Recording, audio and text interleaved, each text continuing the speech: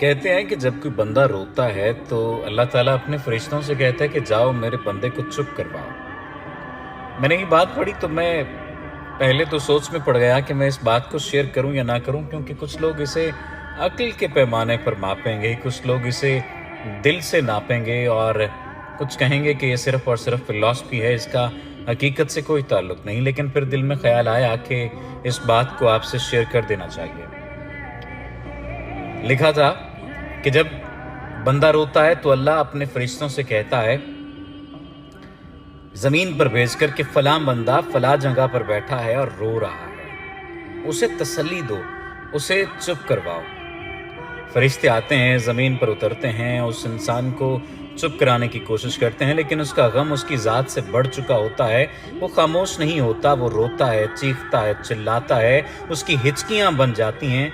फरिश्ते वापस जाते हैं और कहते हैं कि या बारी ताला, वो इंसान चुप नहीं हो रहा, वो रोए जा रहा है। जाने उसे ऐसा क्या दुख है, ऐसा क्या गम है जो उसकी ज़ात के अंदर मौजूद है कि वो चुप नहीं हो रहा। हमने बहुत ज़्यादा उसे चुप करवाने की कोशिश की, बड़ी कोशिश लगा ली, लेकिन वो खामोश नहीं हुआ, लेकिन वो चुप नहीं हुआ, वो मुसलसल रो रहा है।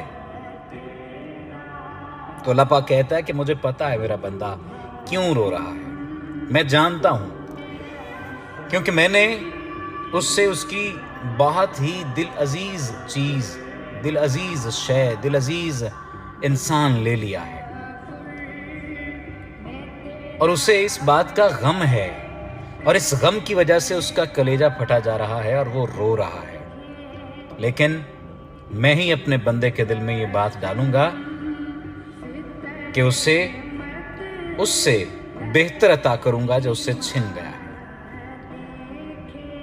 और कह दो मेरे बंदे से कि ला तकनतु मिन रहमतिल्लाह, कि अपने रब की रहमत से मायूस ना हो जाना।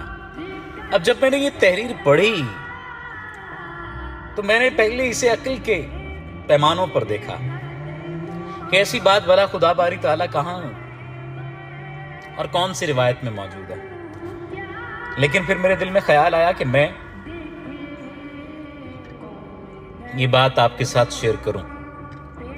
अगर आप भी रो रहे हैं किसी इंसान के चले जाने पे, किसी शय के छिन जाने पे, किसी माली जरिए के चले जाने पर, किसी माली सबब के छिन जाने पर, किसी भी चीज़ के दूर हो जाने से अगर आप परेशान हैं, गमगीन हैं, अफसरदा हैं, तो परेशान ना हो, क्योंकि अल्लाह ने ये खुद कह दिया है कि अपने रब की रहमत से मायूस ना हो।